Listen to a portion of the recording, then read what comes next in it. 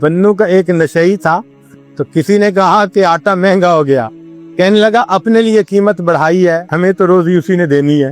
ایک نشئی کا اللہ پہ توکل دیکھو کہ جی آٹا مہنگا ہو گیا، کہتے اپنے لیے قیمت بڑھائی ہے، ہمیں تو روزی دینی ہے نا۔ اللہ کے پیارے حبیب صلی اللہ علیہ وسلم نے اپنی تعلیمات میں اس رزق کی پریشانی کے بھی اسباب بتلا دیے کہ یہ پریشانی کیسے دور ہو سکتی ہے۔ چنانچہ قرآن و احادیث میں سے 16 ایسے نکتے ہیں جو ہم نے آج جمع کیے، ان کو سمجھ لیں کہ یہ چابیوں کا ایک گچھا ہے، 16 کنجیاں ہیں، ہر کنجی رزق کا دروازہ کھولتی ہے، اور یہ بتانے والا کوئی عام عامل نہیں ہے، یہ سید الاولین والآخرین اللہ کے پیارے حبیب صادق الامین، جس زبان سے ہمیں قرآن ملا اسی زبان سے ہمیں نبی علیہ السلام کا فرمان ملا، انہوں نے یہ بات بتائی تو دلوں میں ہم یقین کر کے ان باتوں کو سنیں اور ان اعمال کو اپنائیں اور رزق کے دروازوں کو آنکھوں سے کھلتا دیکھیں۔ رزق کی پہلی کنجی اللہ تعالیٰ ارشاد فرماتے ہیں وَأْمُرْ أَهْلَكَ بِالصَّلَاةِ وَاسْتَبِرْ عَلَيْهَا، اہل خانہ کو نماز کا حکم دیجئے اور اس پر جمے رہیے، صبر کیجئے۔ لا نسألک رزقا، ہم آپ سے رزق نہیں چاہتے، نحن نرزقک، رزق ہم پہنچائیں گے۔ اس آیت مبارکہ میں اللہ رب العزت ایک وعدہ فرما رہے ہیں اور وہ پروردگار وعدے کو نبھانا جانتا ہے۔ تو معلوم ہوا کہ جس گھر کے سب مرد عورتیں اہتمام کے ساتھ نماز پڑھیں، ایک ہوتی ہے گنڈے دار نماز، مرد ہیں تو جماعت نماز کا اہتمام نہیں، عورتیں ہیں تو گھر کے کام مقدم، بس بھاگی دوڑی میں قضا ہوتے ہوتے نماز، ایسی نماز نہیں، اہتمام کے ساتھ نماز۔ تو جس گھر کے سب لوگ اہتمام سے نماز پڑھیں، یہ نہ ہو کہ عورت کھڑی تو مصلی پہ ہو جائے اور ہاتھ باندھ کر کپڑوں کی آپس میں کلر میچنگ کر رہی ہے، مرد مصلی پہ تو کھڑا ہو جائے اور گلی بازار کی سیریں کر رہا ہو، ایسی نماز نہیں۔ نماز پڑھے جیسے نماز دھیان توجہ کے ساتھ پڑھنی چاہیے، کوشش تو کرے نا اپنی طرف سے دھیان جما کر پڑھنے کی، کوشش پر اللہ کی طرف سے اجر عطا ہوتا ہے، دنیا میں نتائج پر اجر ملتا ہے کہ یہ اچیو کر کے دکھاؤ تب تمہیں یہ ملے گا۔ اللہ فرماتے ہیں کوشش کر کے دکھاؤ۔ چنانچہ حدیث پاک میں آتا ہے کہ جو شخص اپنے بھائی کی حاجت براری کے لیے اس کے ساتھ چل پڑتا ہے، اللہ 10 سال کے نفلی اعتکاف کا ثواب عطا فرما دے۔ یہ تو نہیں کہا کہ کام کرواؤ بھائی کا، نہیں، یہ اس اللہ رب العزت کی رحمتوں کی انتہا ہے۔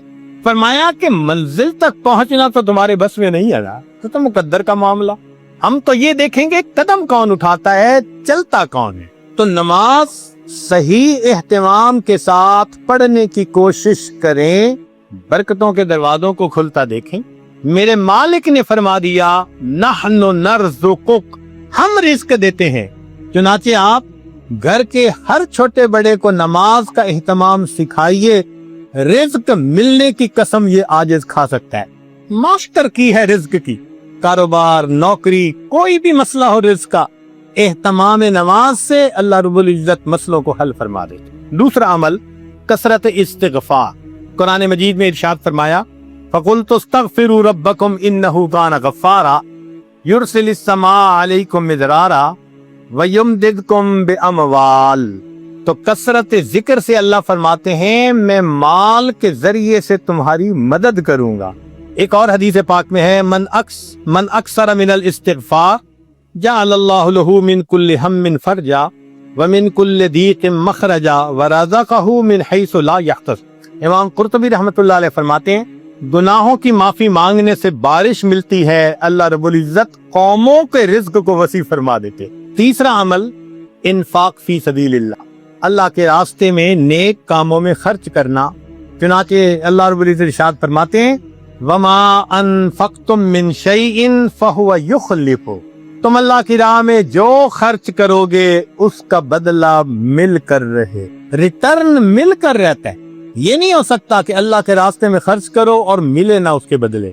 یہ جو انفاق ہے یہ لفظ بنا نفق سے، نفق کہتے ہیں سرنگ کو، اور سرنگ میں انسان ایک طرف سے داخل ہو کر نکلتا ہے پھر دوسرا داخل ہو سکتا ہے، تو فرمایا کہ تمہارے پاس جو پہلا رزق ہے اس کو نکالو گے تو دوسرا آئے گا نا. وما تنفقوا من خیر یوفى الیکم. فرمایا انفق ینفق علیک، تم خرچ کرو اللہ تم پر خرچ کرے گا. عبداللہ ابن عمر اللہ عنہ فرمایا کرتے تھے ان للہ اقواما اختصهم بالنعم لمنافع العباد. اللہ کے کچھ بندے ایسے ہوتے ہیں اللہ نے ان کو اپنے بندوں کے منافع کے لیے مخصوص کر دیا. ان کی ذات سے اللہ کے بندوں کو نفع ملتا رہتا ہے. یہ ان کا چارٹر آف ڈیوٹی ہوتا ہے. جو ان کو ملتا ہے وہ ان کے اپنی ضرورت کے لیے صرف نہیں ہوتا، وہ دوسروں تک پہنچانے کے لیے ہوتا ہے. جو ڈاکیا ڈاک پہنچاتا رہے اس کی ترقی ہوتی رہتی ہے، اور جو ڈاک نہ پہنچائے تو اسے اپنی نوکری سے معزول کر دیتے ہیں. چنانچہ کتنے لوگوں کو آپ نے دیکھا ہوگا کہ بڑا اچھا کام چلا، کاروبار چلا، پھر یکدم تھپ. وجہ کیا بنی کہ جو ملا تھا وہ سارا ان کا نہیں تھا، اس میں اللہ کے لیے خرچ کرنا تھا، مسکینوں پر، بیواؤں پر، طلباء پر، دین کے راستے میں، فلاحی کاموں میں. یہ خزانے کے سانپ بن کر بیٹھ گئے. بینک بیلنس چیک کرتے ہیں آج اتنے ملین اور آج اتنے ملین، اوپر سے ڈاکانی بند ہو گئی. کہتے ہیں جی ایک وقت تھا مٹی کو ہاتھ لگاتے تھے سونا بنتی تھی. حضرت صاحب آج تو سونے کو ہاتھ لگائے مٹی بنتا ہے. کسی نے کچھ کر دیا ہے؟ جی بالکل آپ نے خود ہی تو کیا ہے. آپ کی تو بہترین نوکری لگی تھی کہ اللہ کے بندوں کو ان کا حصہ پہنچاؤ. کتنا پہنچانا تھا؟ پورے مال میں سے 2.5%. زکوٰۃ پورے مال میں سے 2.5%. سبحان اللہ. ہم نے دیکھا لوگ چاہتے ہیں بڑے کی نوکری کریں، چنانچہ چھوٹی کمپنی کی بجائے بڑی کمپنی کی نوکری، اور بڑی کمپنی کی بجائے ملٹی نیشنل کمپنی کی نوکری کی، اور زیادہ بینیفٹ ملیں گے. تو کیا اچھا کہ ہم سب سے بڑے کی نوکری کریں. سب سے بڑے کی نوکری یہ کہ جو اللہ نے مال دیا گن گن کر اس کی زکوٰۃ کو نکالیں. اللہ وہ پروردگار ہے جو 2.5% مال غریبوں تک پہنچانے کے بدلے امیروں کو 97.5% تنخواہ عطا. اتنا بڑا کوئی پے کرنے والا مالک دیکھا جو 97.5% تنخواہ پے کرے. یہ تمہاری تنخواہ ہے اور ڈیوٹی اتنی ہے کہ 2.5% تم میرے جو محتاج بندے ہیں، ضرورت مندے ہیں، یہ تنخواہ ان تک پہنچائے. اب جو 2.5% کو بھی لے کے بیٹھ جائے تو پھر اس کی بجائے اللہ تعالیٰ رزق کسی اور کے ذریعے سے پہنچا دیں گے. رابعہ بصریہ سے پاس مہمان آ گئے. اتنی دیر میں دروازہ کھٹکھٹایا گیا. خادمہ نے کہا جی کہ کوئی بندہ کھانا لایا ہے. فرمان لگی گنو کتنی روٹیاں؟ اس نے کہا 9. کہنے لگی یہ میرا حصہ نہیں کسی اور کا ہے، اسے کہو جاؤ. دوبارہ دروازہ کھٹکھٹایا. کوئی بندہ کھانا لایا ہے، روٹیاں گنو. اس نے کہا جی 9. بھئی میرا حصہ نہیں، کہہ دیا اس کو جو جاؤ کسی اور کا ہے. پھر تھوڑی دیر بعد تیسری مرتبہ دروازہ کھٹکھٹا. خادمہ نے کہا جی کہ پھر کوئی بندہ روٹی لایا ہے، کتنی؟ 9. اس نے کہا میرا حصہ نہیں، جاؤ اس کو کہہ دو چلا جائے. اس نے کہا کیوں نہیں لے رہی، مہمان بھی تو ہیں. اس نے کہا دیکھو میرے پاس آج صبح 1 روٹی تھی، سائل آیا تھا، میں نے اللہ کی رضا کے لیے 1 روٹی دے دی. میرے اللہ کا وعدہ ہے من جاء بالحسنۃ فلہ 10 امثالہ، 10 گنا ملے گا. 9 روٹیاں میری نہیں ہو سکتی. خادمہ نے ہاتھ جوڑ دیے. مجھے بھی بھوک لگی ہوئی تھی، 1 روٹی میں خود رکھ رہی تھی، یہ 10 ہی ہے. ایسا کامل یقین اللہ کے وعدوں پر. حبیب اجمی رحمت اللہ علیہ بیوی نے آٹا گوندا، پھر تنور جلانے کے لیے لکڑیاں کاٹنے گئی، پیچھے سے سائل آ گیا. اس نے کہا بڑا محتاج ہوں، اللہ کے لیے کچھ دے دو. اللہ والوں کی عادت ہوتی ہے جب کوئی اللہ کے لیے کہتا ہے تو پھر وہ کھول دیتے ہیں اپنے دونوں ہاتھوں کو. انہوں نے وہی آٹا اٹھا کے دے دیا. اب بیوی لکڑیاں لے کے آئی. اس نے کہا آٹا؟ کہنے لگے میں نے روٹیاں پکنے کے لیے بھیجا ہے، میں نے روٹیاں پکنے کے لیے بھیجا ہے. ابھی ان کی بیوی نے چولہے میں آگ پوری نہیں جلائی تھی کہ اتنے میں دروازہ کھٹکھٹایا. بیوی نے پوچھا کون؟ کہنے والے نے روٹیاں بھی دے دی، سالن بھی دے دی. تو بیوی نے آ کر کہا کہ تم نے جہاں روٹیاں پکنے بھیجی تھی پکانے والے نے سالن بھی ساتھ بھیج دیا ہے. اللہ کے راستے میں خرچ کرنے کی ایک حلاوت ہے. وہ حلاوت جس کو مل جائے اس کو پھر فکر نہیں ہوتی، سب غموں سے آزاد. رزق کی کشائش کے لیے اگلا نسخہ دین کی خاطر ہجرت کرنا۔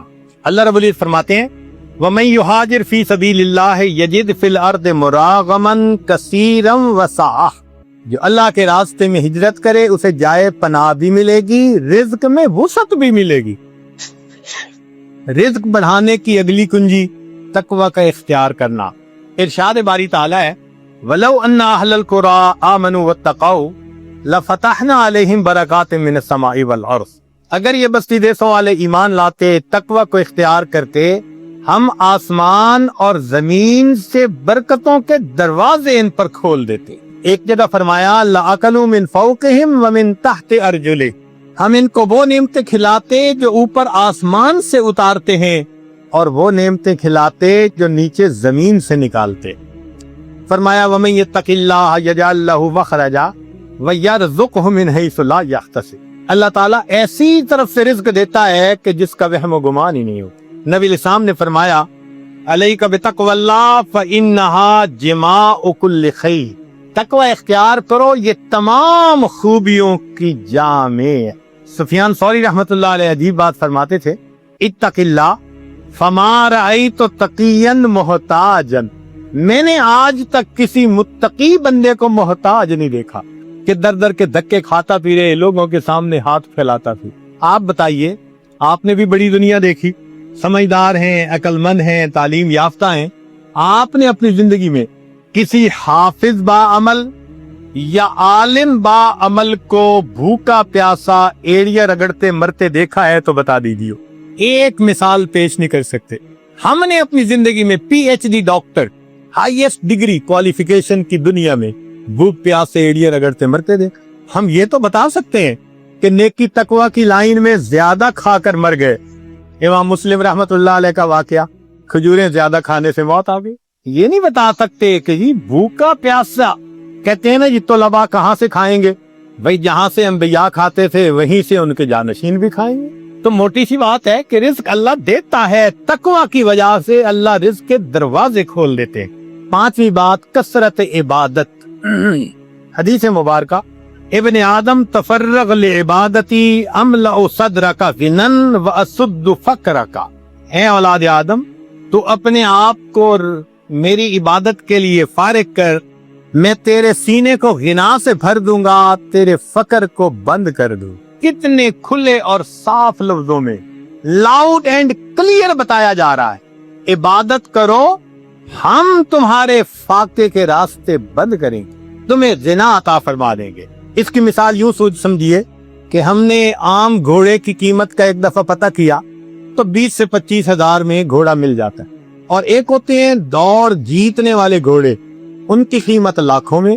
ہمارے بہت قریبی چودھری صاحب فرمانے لگے جی ہمارے گھوڑے کی قیمت 25 لاکھ روپیہ لگی، ایک گھوڑے کی قیمت۔ تو عام گھوڑے 20,000، بھاگنے جیتنے کے مقابلے کرنے والے 25 لاکھ۔ اب اگر 25 لاکھ والے گھوڑے کے مالک کے پاس کوئی جائے جی میری گدا گاڑی کا کچھ کام ہے، گھوڑا دے دو، میں نے گدے گاڑی میں استعمال کرنا ہے، تو وہ ہنس کے کہے گا تمہارا دماغ ٹھکانے ہے، دوڑ کا مقابلہ جیتنے والے گھوڑے کو گدے گاڑی میں باندھو گے۔ جس طرح دنیا دار انسان دوڑ کا مقابلہ جیتنے والے گھوڑے کو گدے گاڑی میں باندھنا پسند نہیں کرتا، اللہ کی قسم اللہ رب العزت دین پہ چلنے والوں کو دنیا کی گدے گاڑی میں باندھنا پسند نہیں فرما۔ اگلی کنجی کثرت حج اور عمرہ۔ حدیث پاک پہ فرمایا وما امر حاج قط، کہ حاجی کثرت سے حج کرنے والا، عمرہ کرنے والا، وہ کبھی محتاج نہیں ہوتا۔ قیل ومل اماد، پوچھنے والے نے پوچھا جی اس کا کیا معنی ہے؟ فرمایا قال ما افتقرا، جو فقر کا تجھے ڈر ہوتا ہے اللہ اس ڈر کو ختم کر دے۔ حدیث پاک میں ہے النفقۃ فی الحج کالنفقۃ فی سبیل اللہ، الدرہم ب700، ایک درہم کے بدلے میں 700 درہم ملتے ہیں۔ رزق کی ایک اور کنجی صلہ رحمی۔ ابو ہریرہ رضی اللہ عنہ فرماتے ہیں، بخاری شریف کی روایت، من احب ان یزاد فی عمرہ ویزاد فی رزقہ فلیصل رحمہ، جو چاہے کہ میرے عمر زیادہ ہو اور میرا رزق زیادہ ہو، اس کو چاہیے کہ رشتہ داروں کے ساتھ اچھا سلوک رکھے۔ آج اگر رزق کی شکایتیں زیادہ ہیں تو دوسری طرف معاملات بھی دیکھو، بہن سے نہیں بولتے، بھائی سے نہیں بولتے، پھپھو سے لڑائی، چچا سے لڑائی، ان کے گھر کا کھانا نہیں کھاتے، پانی نہیں پیتے، کچھ پڑھ کے نہ پلا دے۔ شریعت جن رشتے داروں کو جوڑنے کا حکم دیتی ہے، وَيَقْطَعُونَ مَا أَمَرَ اللَّهُ بِهِ أَن يُوصَلَ، جب ہم رشتے ناتوں کا خیال نہیں کریں گے تو پھر رزق کے دروازے تو خود بند کریں گے ہم۔ ہاں، اگر دین کا کوئی ایسا معاملہ ہے تو سلام دعا تو سب کے ساتھ رکھیے نا، سلام کرنا، حال احوال پوچھنا، یہ تو لازم ہے۔ زیادہ قرب کا تعلق رکھنا نہ رکھنا یہ بندے کا اپنا چوائس ہوتا ہے۔ ایک اور حدیث میں فرمایا، من سرہ ان یمد لہ فی عمرہ، جسے یہ بات اچھی لگے کہ اس کی عمر بڑی ہو، ویوسع لہ فی رزقہ، اس کے رزق کو اللہ کھلا کر دے، وتدفع عنہ میتۃ السوء، اور اللہ اسے بری موت سے بچا لے، فلیتق اللہ ولیصل رحمہ، وہ اللہ سے ڈرے اور صلہ رحمی کرے، اللہ تعالیٰ تینوں انعام عطا فرما دیں گے۔ 8ویں بات، کمزوروں سے حسن سلوک۔ اللہ تعالیٰ ارشاد فرماتے ہیں، لعلکم ترزقون بضعفائکم، کہ جو تم میں سے کمزور ہوتے ہیں نا، ان کی وجہ سے تمہیں رزق ملتا ہے اور تم ان پر خرچ کرتے ہوئے پریشان ہوتے ہو۔ سچی بات تو یہ ہے کہ رب کریم نے ارشاد فرما دیا، وَلَوْ يُؤَاخِذُ اللَّهُ النَّاسَ بِمَا كَسَبُوا، اگر اللہ تعالیٰ عملوں کے اوپر پکڑ فرماتا، ما ترک علی ظہرہا من دابہ، زمین کے اوپر کوئی جاندار نہ باقی بچتا۔ ہمیں جو مل رہا ہے وہ کون سا ہمارے اپنے اعمال کی وجہ سے؟ کیا پتا فقیر کی دعا لگ گئی ہو، کمزور کی دعا لگ گئی ہو، ہم نے کسی کو مورل سپورٹ دی، اس کی دعا لگ گئی، کسی کے غم میں اس کا ساتھ دیا، اس کی دعا لگ گئی۔ خوبصورتی دیکھیے دین اسلام کی۔ آج کون ہے جو یہ کہہ سکے جی کہ ہمیں دین یہ تعلیم دیتا ہے کہ تم اپنے کمزوروں کا خیال رکھو۔ اگلا عمل، اللہ پہ توکل، وَمَن يَتَوَكَّلْ عَلَى اللَّهِ فَهُوَ حَسْبُهُ، جو اللہ پر توکل کرتا ہے پھر اللہ اس کے لیے کافی ہو جاتا ہے۔ اس کی تفصیل حدیث مبارکہ میں، لو انکم تتوکلون علی اللہ حق توکلہ، اگر تم اللہ پہ توکل کرو جیسے توکل کرنے کا حق ہے، لرازقکم کما یرزق الطیور، اللہ تمہیں رزق دے گا جیسے پرندوں کو دیتا ہے، تغدو خماسا، گھر سے خالی پیٹ نکلتے ہیں، وتروح بتانا، اور واپس پیٹ بھرے ہوئے لوٹتے۔ اگلا عمل، اللہ کی نعمتوں کا شکر ادا کرنا۔ چنانچہ فرمایا، لا یرزق اللہ عبدا الشکر فیحرمہ الزیادہ لأن اللہ یقول لئن شکرتم لأزیدنکم، جس بندے کو شکر کی توفیق مل جائے اس کا رزق کم نہیں ہوتا، چونکہ اللہ کا وعدہ ہے کہ جو شکر ادا کرتا ہے میں اس کے رزق کو، اس کے نعمتوں کو اور زیادہ کر دیتا۔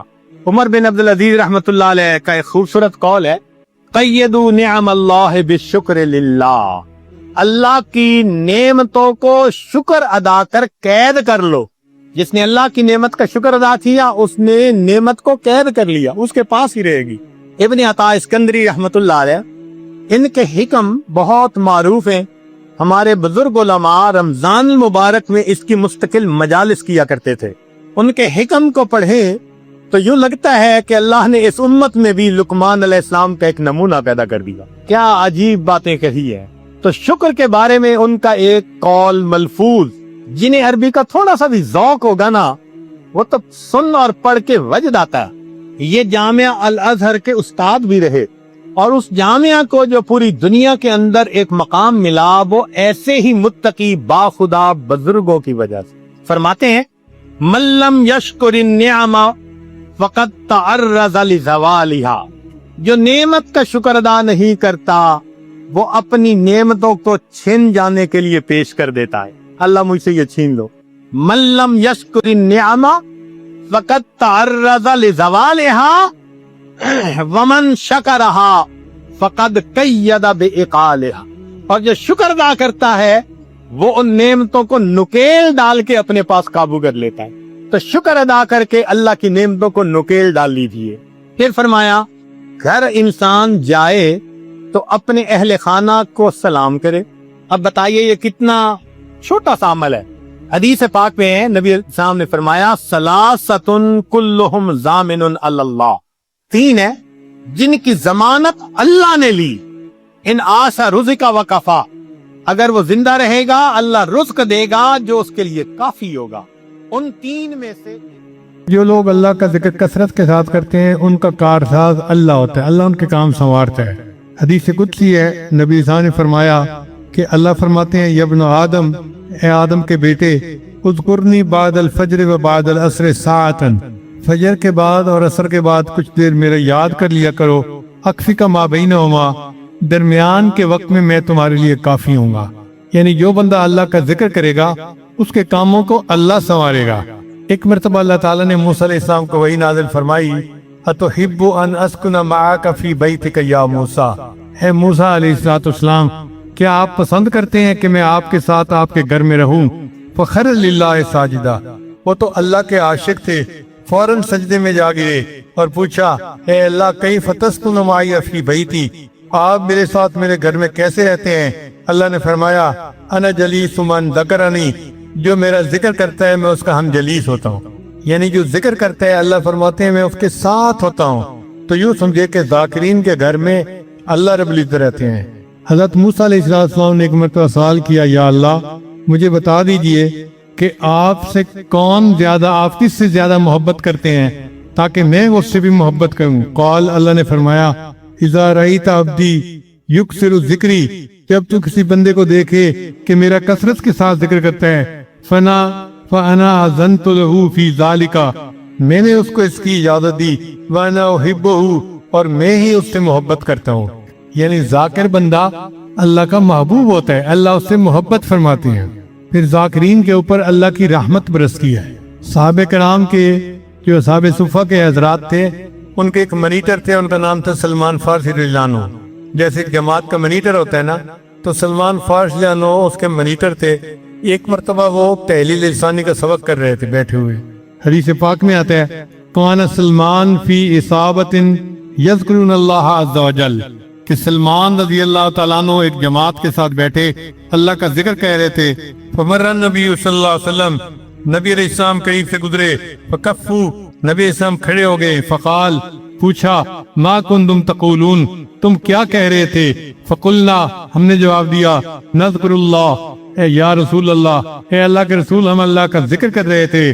قال، نبی علیہ السلام نے فرمایا، قولوا، تم پڑھتے رہو، فإنی رأیت الرحمت تنزل علیکم، میں نے تمہارے اوپر رحمت کو برستے ہوئے دیکھا ہے۔ اللہ کے پیارے حبیب صلی اللہ علیہ وسلم نے اپنے مبارک آنکھوں سے رحمت کو برستے دیکھا ان لوگوں پر جو اللہ کا ذکر کر رہے تھے۔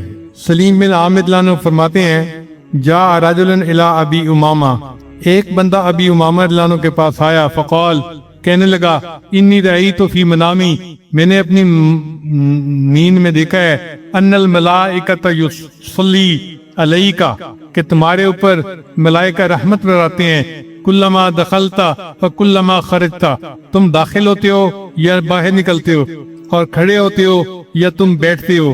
قال، انہوں نے فرمایا، وَأَنْتُمْ لَوْ شِئْتُمْ سَلَّطَ عَلَيْكُمُ الْمَلَائِكَةُ، اور اگر تم چاہو تو تمہارے اوپر بھی ملائکہ رحمتیں برسا سکتے ہیں۔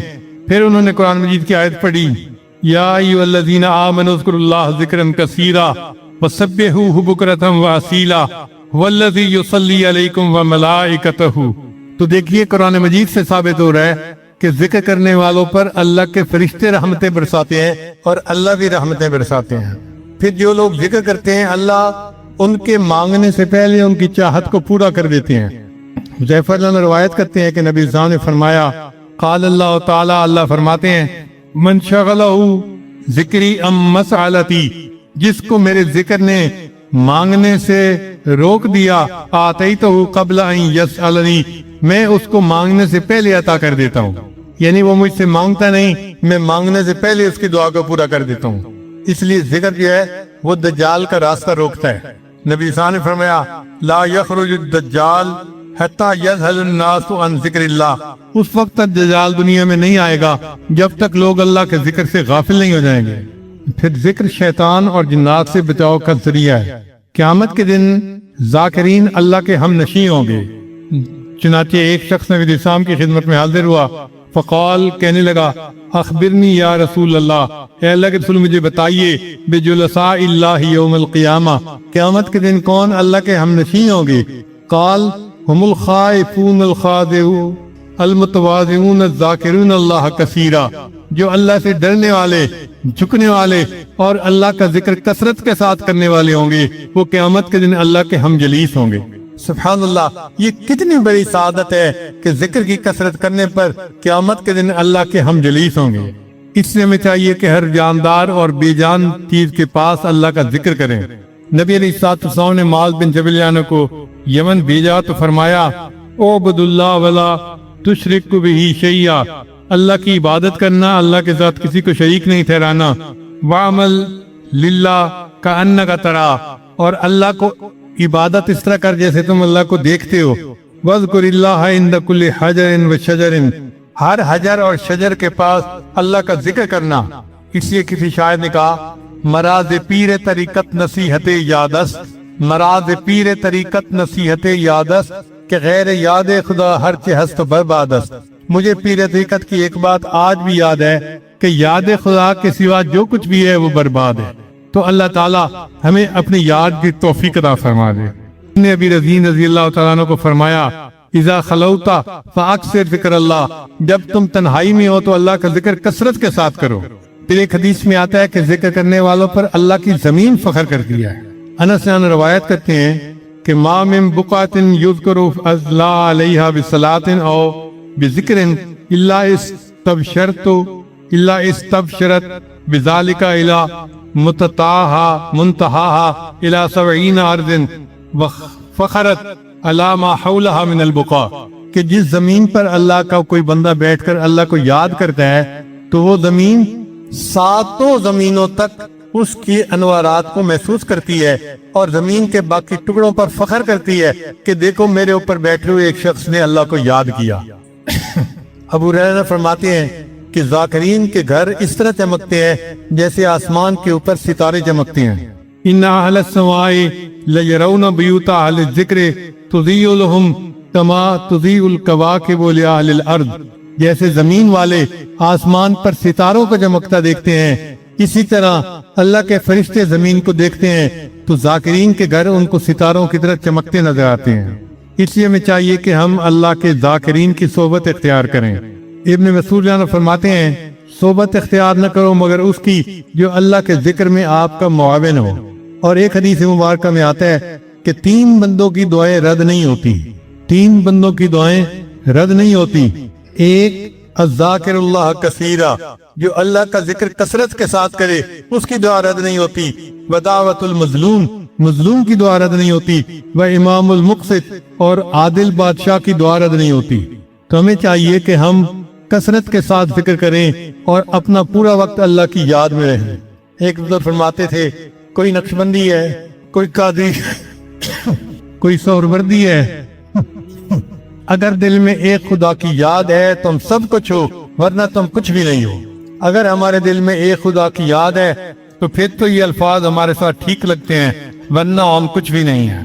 اس لیے حضرت مجذوب رحمۃ اللہ فرماتے ہیں یاد میں تیری سب کو بھلا دوں، کوئی نہ مجھ کو یاد رہے، تجھ پر سب گھر بار لٹا دوں، خانہ دل آباد رہے، سب خوشیوں کو آگ لگا دوں، غم سے تیرے دل شاد رہے، سب کو نظر سے اپنی گرا دوں، تجھ سے فقط فریاد رہے، اب تو رہے دستاد میں آخر، ورد زباں اے میرے الہ، لا الہ الا اللہ، لا الہ الا اللہ۔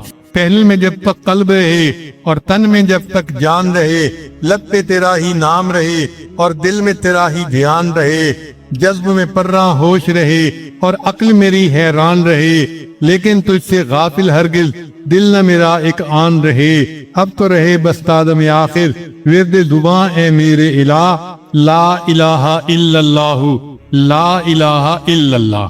انسان اللہ کا ذکر کرتا ہے تو اس کے دل کو سکون ملتا ہے۔ اللہ فرماتے ہیں الا بذکر اللہ تطمئن القلوب، کہ اللہ کی یاد کے ساتھ دلوں کا اطمینان وابستہ ہے۔ نہ دنیا سے، نہ دولت سے، نہ گھر آباد کرنے سے تسلی دل کو ہوتی ہے، خدا کو یاد کرنے سے۔ کتنی تسکین ہے وابستہ تیرے نام کے ساتھ، نیند کانٹوں پہ بھی آ جاتی ہے آرام کے ساتھ۔ جو شخص اللہ کو معذرت کے ساتھ یاد کرتا ہے اللہ تعالیٰ اس کو مغفرت کے ساتھ یاد کرتے ہیں۔ اللہ فرماتے ہیں فَاذْكُرْنِي أَذْكُرْكُمْ، میرے بندو تم مجھے یاد کرو میں تمہیں یاد کروں گا۔ اس کا یہ مطلب نہیں کہ بندہ کہے اللہ اللہ اللہ اور اللہ کہے گا بندہ بندہ بندہ، نہیں، اس کا مطلب یہ ہے کہ اللہ اس پر رحمتیں برسائے گا۔ اس کی مثال یوں سمجھیے کہ آپ اپنے بیٹے کی سفارش کسی اپنے دوست افسر سے کر رہے ہیں تو آپ کہتے ہیں جی میرا بیٹا انٹرویو کے لیے آئے گا، آپ ذرا اس کو یاد رکھیے گا۔ تو یاد رکھنے کا کیا مطلب کہ اس کی فیور میں اپنا فیصلہ دے دینا۔ اسی طرح جو بندہ اللہ کا ذکر کرتا ہے اللہ اس کے فیور میں اپنے فیصلے فرما دیتے ہیں۔ یہ اللہ کا یاد کرنا ہے اپنے بندے کو۔ نماز کا اصلی مقصد بھی اللہ کو یاد کرنا ہے۔ اللہ فرماتے ہیں اقم الصلاۃ لذکر کی، نماز قائم کر میری یاد کی خاطر۔ اللہ تعالیٰ نے حضرت موسیٰ علیہ السلام اور ہارون علیہ السلام کو جب نبوت سے سرفراز فرمایا تو ایک نصیحت کی، ارشاد فرمایا اذهب انت واخوک بآیاتی، جائیے آپ اور آپ کا بھائی میری آیتیں لے کر، ولا تہیا فی ذکری، اور میری یاد میں غافل نہ ہونا۔ اس کا مطلب یہ کہ دنیا میں سب سے اہم چیز اللہ کی یاد ہے۔ سچ کہوں تو کسی نے صحیح بات کہی، تیری یادوں کے سوا دنیا میں رکھا کیا ہے۔ انسان جب اپنے دشمن پر قابو پا لیتا ہے تو سب سے پہلے وہ چیز چھینتا ہے جو خطرناک ہوتی ہے۔ اس لیے فوجی دوسرے فوجی کو جب پکڑتا ہے تو کہتے ہیں ہینڈز اپ، تاکہ اس کے ہاتھ سے جو اسلحہ ہے وہ اتر جائے۔ شیطان جب انسان پر قابو پا لیتا ہے تو سب سے پہلے اس کو ذکر سے غافل کر دیتا ہے۔ اللہ فرماتے ہیں استحوذ علیہم الشیطان فانساہم ذکر اللہ، ان پر شیطان غالب آ گیا اور شیطان نے ان کو یاد الہی سے غافل کر دیا۔ قرآن مجید میں اللہ تعالیٰ نے عقل مند لوگوں کی نشانیاں بتائی ہیں کہ کون لوگ عقل مند ہیں۔ اللہ فرماتے ہیں یہ وہ لوگ ہیں الذین یذکرون اللہ قیاما وقعودا وعلی جنوبہم، وہ میرے بندے جو کھڑے بیٹھے اور لیٹے مجھے یاد کرتے ہیں۔ اس لیے اللہ تعالیٰ فرماتے ہیں کہ میرے بندوں مجھے کثرت کے ساتھ یاد کرو۔ اللہ نے دین میں ہر عمل کی کوئی نہ کوئی حد متعین کی ہے، لیکن ذکر ایسا عمل ہے جس کی کوئی حد متعین نہیں کی۔ ارشاد فرمایا یا ایھا الذین آمنوا اذکروا اللہ ذکرا کثیرا وسبحوہ بکرۃ واصیلا۔ پھر اللہ فرماتے ہیں کہ اپنے رب کو اپنے دل میں یاد کرو۔